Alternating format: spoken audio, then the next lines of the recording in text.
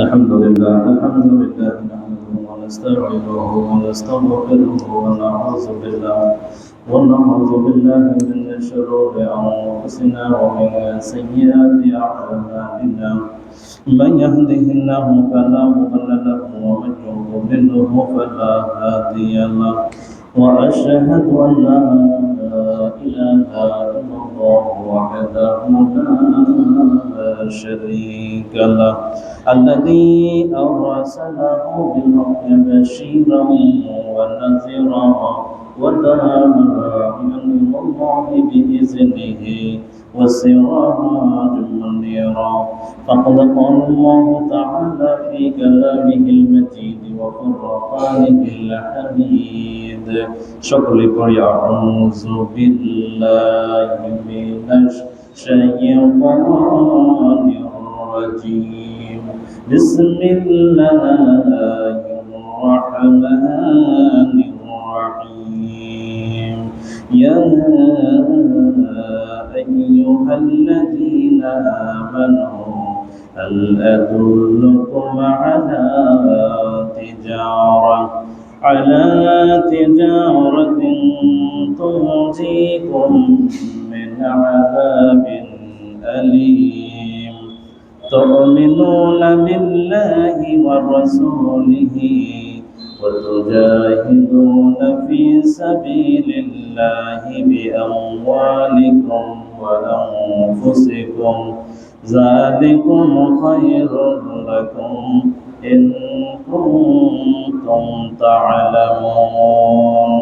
إن الله وملائكته يصلون على النبي يا أيها الذين آمنوا صلوا عليه وسلموا تسليما. اللهم صل على محمد وعلى آل محمد كما صليت على إبراهيم وعلى آل إبراهيم إنك حميد مجيد. আলহামদুলিল্লাহ, সমস্ত প্রশংসা আল্লাহর, যে মহান রব, যে মহান মালিক আমাদেরকে আজকের এই সুন্দর একটা মুহূর্তে আল্লাহর মসজিদে আসার বসার তৌফিক দিলেন,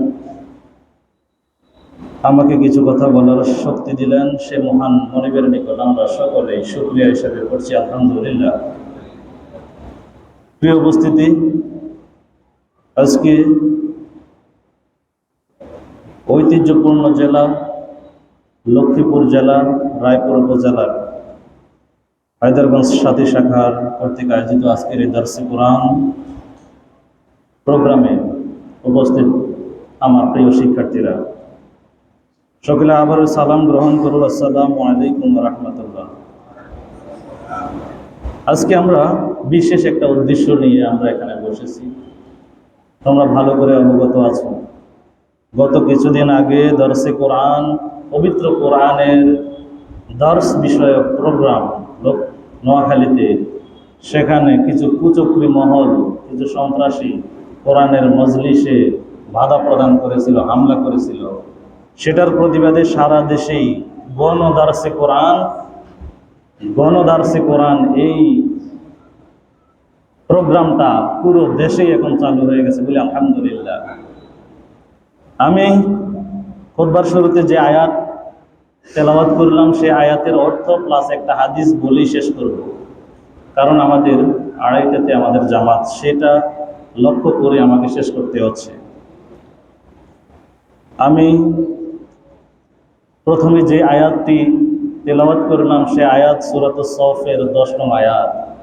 সূরাতুস সফের 10 নং আয়াত, পবিত্র কোরআনের 61 নং সূরার নাম সূরাতুস সফ। কি নাম? কত নং সূরা? কোরআনের 61 নং সূরা। এই সূরায় নাজিল হওয়ার পেছনে কয়েকটা কারণ আছে। এর আগে আমরা বলতে চাই, এই সূরাটি মাদানী সূরা। কোন সূরা? মাদানী সূরা। এদিকে সবার মনোযোগ এদিকে থাকতে হবে, আমরা খুব সংক্ষেপে ছেড়ে দিব। আমরা বুঝতে পারছি যে গরম থেকে শুরু করে, গরম প্লাস ছুটি হয়ে গেছে, কখন বাড়ি যাব, আমাদের একটা মনের মধ্যে একটা জ্বালা কাজ করে, ঠিক না? তো আমরা অল্প সময়ের মধ্যে ছেড়ে দিব। এটা মদিনায় নাজিল হয়, সেই কারণে এই সূরার নাম, এটাকে মাদানী সূরা বলা হয়। আসো আমরা আগে এই সূরার অর্থটা আগে জানাই। আল্লাহ তাআলা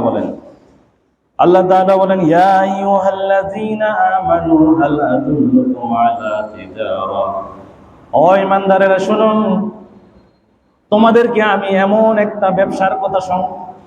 একটা ব্যবসার সংবাদ দিব নাকি, যে ব্যবসাটা তোমরা করলে তোমরা অনেক অনেক লাভবান হবে। কেমন লাভ হবে? আল্লাহ তাআলা বলেন, তুনজিকুম মিন আযাবিন আলীম, তুনজিকুম মিন আযাবিন আলীম। আল্লাহ তাআলা বলেন, এর লাভ হচ্ছে তোমাদেরকে কিয়ামতের ময়দানে আল্লাহ তাআলা যে শাস্তি, কবরের যে শাস্তি থেকে শুরু করে আখিরাতের যে শাস্তি, ওই শাস্তি থেকে আল্লাহ তাআলা তোমাদেরকে নাজাত দিয়ে দিবে। বলে আল্লাহু আকবার। যে আমি তোমাদেরকে এমন একটা ব্যবসার কথা বলবো, যেটা আমল করলে আল্লাহ তাআলা তোমাদেরকে জাহান্নামের আগুন থেকে কি করবেন? আল্লাহ তাআলা জাহান্নামের আগুন থেকে তোমাদেরকে মুক্তি দিবেন। শুধু তাই না, এটা হচ্ছে আল্লাহ তাআলা বলেন, তুমিনুনা বিল্লাহি ওয়া রাসূলিহি, সেই ব্যবসাটা হলো এক নাম্বার কথা, তুমিনুনা বিল্লাহি ওয়া রাসূলিহি, এক নাম্বার শর্ত হলো তোমরা যদি আল্লাহ এবং তার রাসূলের প্রতি ঈমান আনতে পারো, তোমরা যদি আল্লাহর এবং রাসূলের প্রতি ঈমান আনতে পারো খুব সুন্দরভাবে, গোছালোভাবে, ওয়া রাসূলিহি ওয়া তুজাহিদুনা ফি সাবিলিল্লাহ, ওয়া তুজাহিদুনা ফি সাবিলিল্লাহ বিআমওয়ালিকুম ওয়া আনফুসিকুম, তোমাদের নিজের জীবন এবং তোমাদের নিজের সম্পদ এবং জীবন দিয়ে আল্লাহর রাস্তায় তোমাদেরকে যুদ্ধ করা লাগবে। তোমরা কি করা লাগবে? সংগ্রাম করা লাগবে। নিজের জীবন বিলিয়ে দিয়ে, নিজের সম্পদ বিলিয়ে দিয়ে আল্লাহর রাস্তায় কি করা লাগবে? সংগ্রাম করা লাগবে। আল্লাহর রাস্তায় ত্যাগ স্বীকার করা লাগবে, ত্যাগ করা লাগবে।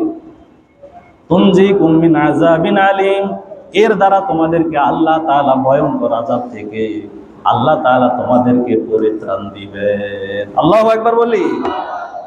আল্লাহর হাবিব বিশ্বনবী জনাবে মুহাম্মদুর রাসূলুল্লাহ সাল্লাল্লাহু আলাইহি ওয়াসাল্লামের কাছে সাহাবীরা প্রশ্ন করলেন, ইয়া রাসূলুল্লাহ, ইয়া হাবিবাল্লাহ, আইয়ুল আমালি আহাব্বু ইলাল্লাহি সুবহানাহু ওয়া তাআলা। ইয়া রাসূলুল্লাহ, ইয়া হাবিবাল্লাহ, আচ্ছা আপনি বলেন তো আল্লাহর কাছে কোন আমলটা সবচেয়ে বেশি পছন্দের? কোন আমলটা সবচেয়ে বেশি পছন্দের আল্লাহর কাছে? ইয়া রাসূলুল্লাহ, আপনি আমাদেরকে একটু বলেন। রাসূল সাল্লাল্লাহু আলাইহি ওয়াসাল্লাম বলেন, শুনো, as-salatu li waqtiha, এক নাম্বার আমল হলো as-salatu li waqtiha, সময় মতো নামাজ আদায় করা। এক নাম্বার শর্ত কি? আল্লাহর কাছে পছন্দনীয় আমল তিনটা। রাসূল বলেন, এক নাম্বার হলো ওয়াক্ত মতো নামাজ আদায় করা, ওয়াক্ত মতো নামাজ আদায় করা।